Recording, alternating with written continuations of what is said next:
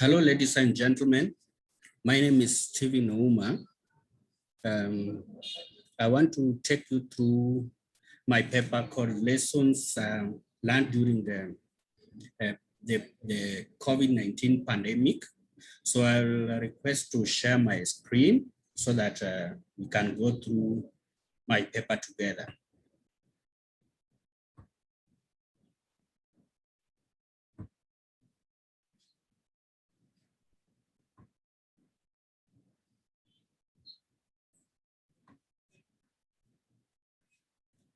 So as I've said, pandemic lessons learned by the Kenya Sign Language Interpreting Community. This is from East Africa. I'm Stephen Ouma, Kenya Sign Language Interpreter at Maseno University, where I also double as a student. I'm taking Bachelor's of Education in Special Needs.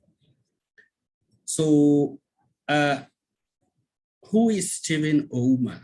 So as I've said, I'm a sign language interpreter at the university, where I interpret lectures and inquiries by persons who are deaf on needs basis. I also support students in acquire practical skills in Kenya Sign Language. So I'm a director at Stoscom Alternative Communications Consultancy that does consultancy on sign language interpretation and training. I'm a member of the Board of Management of the Odra Secondary School for the Deaf. I sit in the Board of Directors for Kenya Action Disability Development Network. This is a disabled persons organization in Kisumu. I also do local sign language interpretation with both government and non-governmental institutions in the West Kenya region, namely LVCT Health, Kisumu County Government, the National Council for Persons with Disabilities, and Kenya National Association of the Deaf, among others. On voluntary basis, I chair KSLIA West. This is the branch of Kenya Sign Language Interpreters in the West region. I sit in the Local Advocacy and Implementation Committee for the KSL Bill. I sit in the Disability Technical Working Group in Kisumu County. So away from all this, I also work with the community to sensitize and create awareness on deafness and KSL use. I mentor for young interpreters to grow their profession and skill level. I champion for deaf rights and KSLs. In the past, I've been a freelance sign language interpreter. That was before I joined Maseno University. I've been a teacher at Machakos School for the Deaf in Machakos County, Kenya. And I also taught at Greenhouse School for the Deaf in Nairobi. This is a school by Deaf Aid Kenya. And I've also taught at Nyangoma School for the Deaf. Nyangoma School for the Deaf is the mother institution for Father Odra, where I currently serve as a board member on a second term. So I'm dedicated this work to my friend and senior colleague, the late Jack Owiti, who zealously worked as a sign language interpreter, trained interpreters, did a lot of research and documentation of sign language, and he always insisted that the listening eyes should always get the value of the talking hands. So Jack Owiti has been a WASLI rep for Africa at one point. He's one of the pioneers of KSLIA, and while he was passing on, he was the current vice chair. I think those, as I've mentioned here, we just discussed with Jack about this conference. He gave me the way forward, and before I could present, it passed on, unfortunately. May his soul rest in peace. So any more information about Jack Owiti is as per the link I've attached to this page. So I want to take you through a walk or a memory lane of what sign language interpreting in Kenya has been from the start to date. 1990 backwards, there were mushrooming of organizations like Organization for the Deaf, the Deaf Association, and the Kenya Sign Language Research Project who taught basic Kenya Sign Language. The year 2000, American Peace Corps came to Kenya to voluntarily teach sign language. After a training they conducted, KESLIA was formed, and that's how we've had the first group of sign language interpreters who started practicing. In the year 2020, as you can see, a first case of COVID was reported in Kenya. And in my diagram, you can see the face of the public. This is how someone who is in public looks like today. And the sign language interpreters are not exclusive because we are also vulnerable. We realize facial expression as a non-manual signal is very important for passing a message in sign language. But when someone masks up, then it's a challenge. We are going to be talking about that as part of my paper. So my aim in this research is to enlist challenges, lessons we've learned, and propose possible solutions for the challenges. Again, I won't say this is an academic paper. It is purely experiential as a professional who practices the same. So in the course of my work, I did a desk review of literature by people who use sign language in Kenya, personal experiences while I'm doing this, and with the experiences of some of the colleague interpreters. Some of the problems I came across in the course of this are redundancy of sign language interpreters in meetings because of COVID-19 regulations, physical distancing. Actually, some of the organizations around ends up taking a single interpreter to work for the whole day because they are reducing the number of people per meeting. There is a problem with technology, access to electricity, internet, and bandwidth costs. This is serious because over a period of time, I remember one time I was interpreting for a client virtually, and the power kept on coming and going back, and then it was fluctuating. I had to place someone with a torch to illuminate my face, and it was really hectic.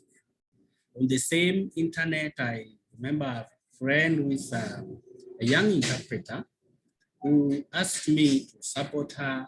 She was going for an interview, and she couldn't find stable internet, so she could not attend the interviews. Tactile sign language used by the deaf-blind has been a challenge because we are discouraged from having physical contact with the surfaces and or people. Again, there's reduced capacity time and levels of professional training for sign language interpreters. You know, the COVID rules here in Kenya. There are lack of regulatory standards in training, recruitment, and remuneration of sign language interpreters. This has been a critical problem because I remember a colleague who also asked me about going for an interview and some guidance, after which she reported for the interview. But then on the interview day, there was a panel where there was no sign language user, no one is deaf in the panel, no interpreter in the panel. I don't know the standards which the panelists used to know the skill level of the interpreter they were going to engage for one of the counties in this country. There is stigmatized perception and low prioritization of attitudes of non-signers towards sign language interpreters. Again, I have had a very unfortunate incident where I visited a friend who is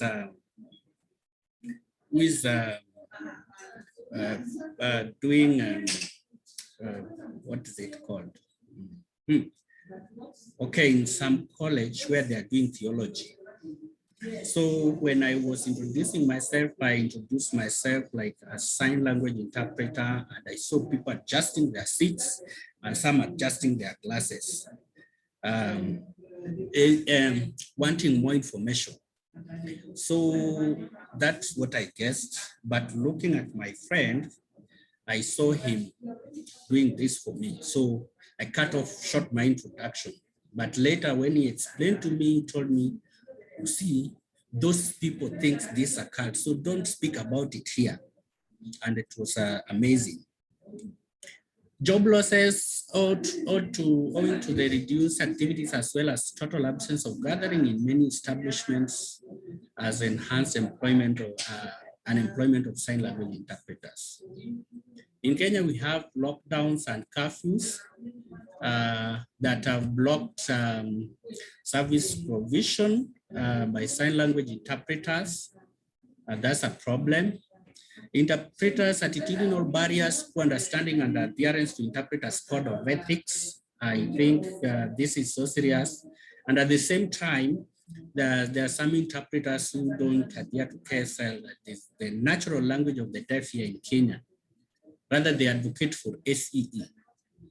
There is inadequate research and development of Kenya Sign Language, which is also a major problem because in any field of study or profession, there needs to be research and continuous development. We have what is called KSL bill, the committee I initially said I sit in, that has really been stagnating. We really wish it can become an act of parliament. So that will help us solve so many problems. I have a beautiful presentation here by Audrey. Audrey says, call me an interpreter. In the meantime, you'll find non-sign language users calling us names: caretaker, signer, a helper, a partner, companion, God forbid, aid, assistant, or even a translator. And I guess all these are inappropriate because they have many other meanings. But when you talk about a Kenya Sign Language interpreter, is someone who provides an equivalence from a signed to a spoken language or from spoken to signed. In the case of translation, it is from one spoken to a different spoken language. So as a way forward for the stated problems, I think both state and non-state actors should really abide by the dictates of the Constitution of Kenya, as well as the Persons with Disability Act. And Section 13 really talks about inclusion, disability inclusion that is capped at 5%. Kenya also subscribed to the UNCRPD that talks about inclusion and non-discrimination. There should be awareness creation and capacity building to service providers to embrace technology. Many times I have my colleagues, some who never really think someone can interpret virtually. And it has really taken me a lot of time to talk to my colleagues also and tell them this is possible and all that.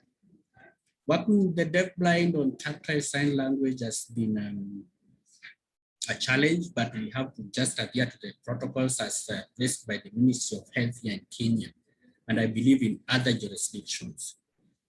Continuous professional development being a strong pillar, I think this should be,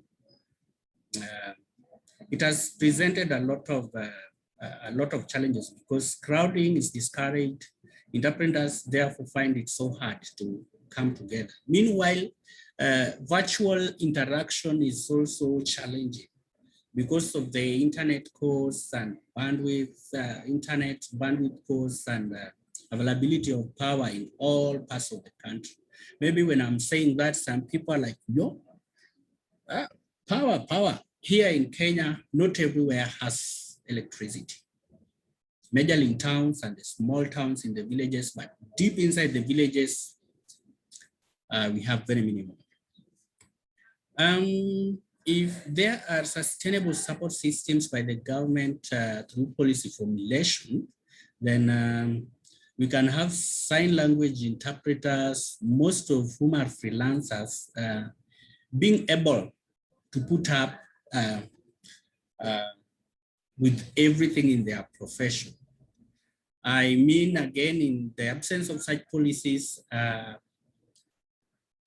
we have had agitation from the Association of the Deaf and the one for Sign Language Interpreters here in Kenya. We established a legislative process where I also said, the KSL bill. So once this bill becomes an act, then we'll be able to have a way forward. On matters public perception and attitudes, we need a lot of sensitization. And that's where we are really asking for partners who can come support us with sensitization and awareness creation to the public, government institutions, and NGOs. There are few organizations that just reduced working to maybe working in shifts or working online, and think this has been a solution to unemployment, and interpreters have maintained their jobs as well as our clients who are deaf. I think, again, NCPWD should establish a database where they have interpreters in regions and they are issued with passes, valid passes, so that curfews do not bar service delivery at exact time of need. The pandemic period has also escalated challenges in terms of code of ethics. This code of ethics is a very, very important document for us here in Kenya. But we realize there are a lot of breach, but I'll be talking about it later in this presentation. Again, sign language interpretation should be a profession like any other, and the training, I mean, should be cascaded in all levels. Just like when someone completes Form 4 here in Kenya, then you can go to a college or a university where you do a certificate course, you do a diploma, undergraduate onwards. And this also is well outlined in the KSL bill.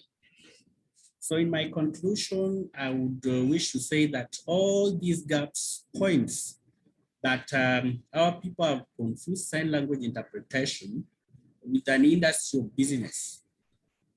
I would really lay a lot of emphasis on actual inclusion of the deaf and championing of societal attitude change, speedy legislation of the KSL bill into an act, and establishment of innovative solutions for the sign language interpreters board. I've talked so much about the KSL bill. This is it. We have preliminaries, doing some little explanations, establishment and administration of a council called Kenya Sign Language Council, access and non-discrimination. Through sign language interpreters, the deaf will have access to information. There is accreditation and registration of sign language interpreters, I mean training and the processes they go through. Financial provisions of the council that is established at part 2, and then miscellaneous, where we are talking about the code of ethics and redress in case an interpreter breaks the code of ethics. So again, this talks about what I do in Kenya. I have the first photo with me and my colleague at a conference here in Kenya where we were doing sign language interpretation. There is me mentoring students at Maseno University. I have a friend who was doing an exhibition at a UN Day celebrations here in Kenya, and it was held in Kisumu. That was pre-COVID. Then when COVID came, that's a photo of me. I was doing a recording to disseminate information about about COVID to persons who are deaf. Then a training just down, training for DPOs, and also an advocacy meeting with the legislators. This is me in a meeting with the Western group.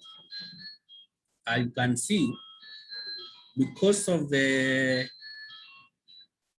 because of the problems with the network and what have you, the virtual training had very few members. Again, I have my friend here, Joyce, who has really taken me through this journey.